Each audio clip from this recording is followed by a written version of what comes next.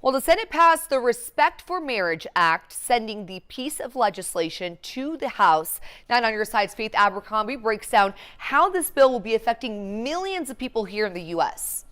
The Respect for Marriage Act wouldn't require all states to issue marriage licenses to same-sex or interracial couples. But if a Supreme Court case like Obergefell v. Hodges was to be overturned, these marriages would have to be recognized in any state.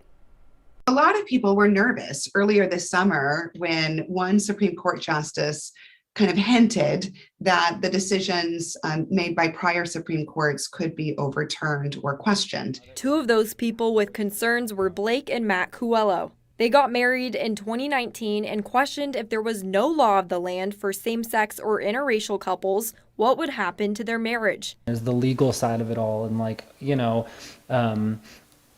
all of that comes into play with, denying people's legal marriages. But then there's also like the emotional part of it. In a vote of 61 to 36, the Respect for Marriage Act was passed by the Senate with bipartisan support. By repealing the Defense of Marriage Act, we're simply saying that marriages are the same, that everyone has the same kind of marriage, and that no matter what state you move to after you're married, you should be able to have access to a fair legal system in that state. The Coelhos say the bill passing through the Senate gives them a sigh of relief, but there's still work to be done to not only protect marriage rights, but for the LGBTQ community.